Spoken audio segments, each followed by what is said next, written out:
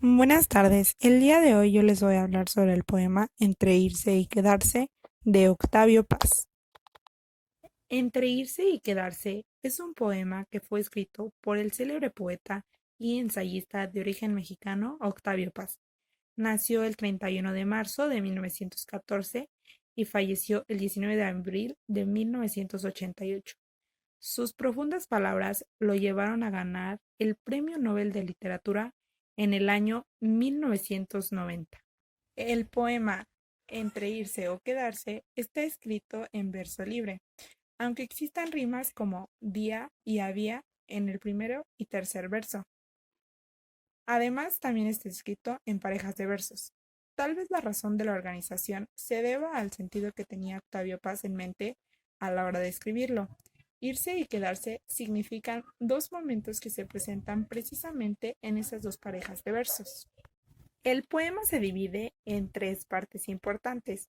La primera es de los versos que abarcan entre irse o quedarse hasta el verso un espectral trato de reflejos, los cuales tienen en común el hecho de que hablan de lo que sucede alrededor del poema, mientras que éste escribe su poema. La segunda parte se compone de los versos que hablan del poeta mismo. En el centro de un ojo me descubro.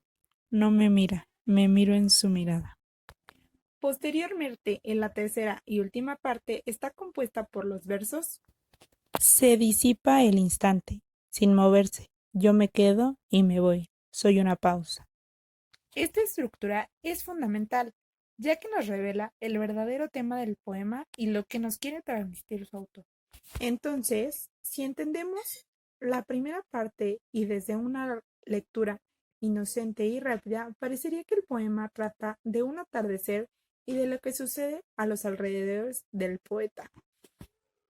En general, habla de la tarde, de los objetos, de las personas y de los muros, los cuales son visibles pero elusivos, es decir, perceptibles a la vista del ojo humano, pero sin poder ser palpados. Es decir, que todo es intocable, debido a su lejanía.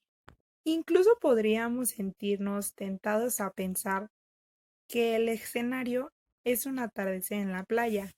Esto debido al verso la tarde circular es ya bahía. Sin embargo, la tarde circular se refiere aquí al orbitar del mundo. La órbita circular, al igual que el mundo, es redondo, que es el fundamento necesario natural de esa tarde, mismo que se escapa en el horizonte como si se diera una ola en la bahía. Lo anterior se deduce del verso que completa el anterior. Recordemos que está escrito en parejas de versos.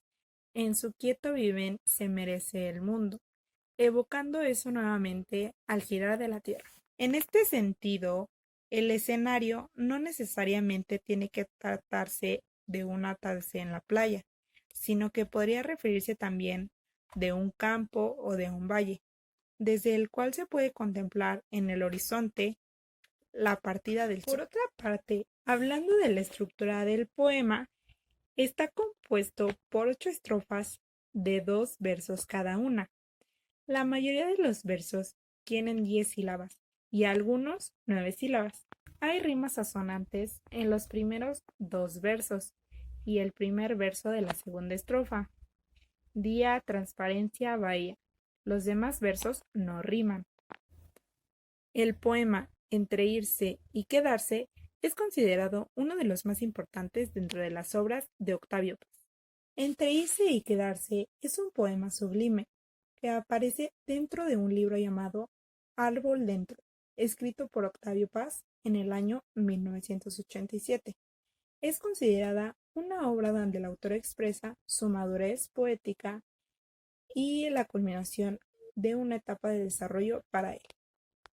Podríamos creer que el título de este poema es toda una declaración de principios que recogen una antigua sospecha de la humanidad, fundada en la idea de que nuestra única residencia es el lenguaje. Pero hablemos más específico sobre el contenido de cada una de las estrofas. En la primera se habla sobre el atardecer, el cual está reflejado en un lago. La segunda estrofa habla sobre el efecto que provoca la luz del atardecer en el lago y la manera en la que se ve el lago. En la tercera estrofa, la persona que está observando el atardecer está asombrada con el paisaje, pero no puede tocarlo porque no se encuentra a su alcance. Continuando, en la cuarta estrofa, la luz del atardecer se refleja en estos objetos, pero estos hacen sombra sobre la mesa donde se encuentra. Posteriormente, en la quinta estrofa, la persona que está observando el atardecer siente que ya está envejeciendo. En la sexta estrofa, en la pared de su habitación, se refleja la luz del lago. En la séptima estrofa, la persona que está en la habitación observa su ventana redonda desde donde observó el atardecer. Y finalmente, en la octava estrofa, la persona que está en la habitación observa cómo el sol desaparece y que aún así él sigue en ese mismo lugar contemplando el cambio que sucede. Por otra parte, como podemos notar, podemos medir el poema con la métrica y notamos que la mayor parte de los versos tienen 10 sílabas y esto hace que este poema tenga ritmo. Este poema es una alegoría, debido a que en las estrofas predominan las metáforas, y una alegoría es una secuencia de metáforas. También se puede notar que dentro de la obra lírica de Paz hay rimas asonantes, porque la mayoría de las palabras finales de cada verso terminan con las mismas vocales, pero no con las mismas consonantes. Un ejemplo sería: entre irse y quedarse duda el día, enamorado de su transparencia. Si bien se nota, termina con las mismas vocales, y el primer pensamiento que nos podría venir a la mente es que su rima es constante, pero no lo es, porque en el caso de la palabra día, la separación de esta es diferente a la transparencia. Esto la convierte en una rima asonante. Ahora hablemos más específicamente sobre los recursos que se encuentran en el poema entre irse y quedarse.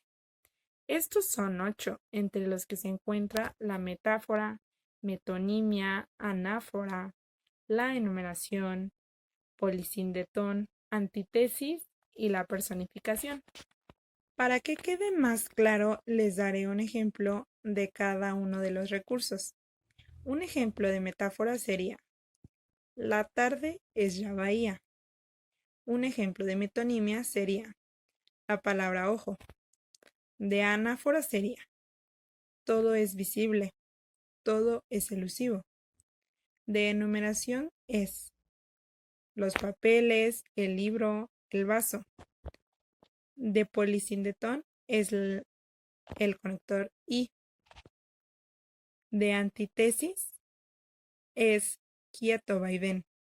Y de personificación es: duda el día, enamorado. Por otra parte, y como una de las conclusiones finales, podríamos decir que este título es muy sugestivo y habla del tiempo. Esto debido a lo contradictorio que podría resultar, pues en algunos instantes se habla precisamente de esto, como es el caso de esta estrofa, que dice así: un instante para convertirse en pasado, anclado al futuro. Además, la voz lírica de Octavio Paz es armoniosa y pausada, producto de un intelecto muy elevado, muy racional y por tanto hermético. Es importante resaltar que este poema nos muestra varias figuras retóricas y un magistral uso del lenguaje que obliga a que el lector evoque imágenes para ilustrar la idea del tiempo, la vida misma y por ende la muerte. Para finalizar, me parece que este poema expresa una de las dimensiones fundamentales en la vida de las personas, el cual es el tiempo. Representa dos tipos de tiempo. El primero se atribuye a todo lo que es mediable u objetivo. En este caso sería la duración del día. Y el segundo es subjetivo, representado con la siguiente estrofa: latir del tiempo que en mi sien repite. Esto sería todo por mi parte. Por su atención, muchas gracias.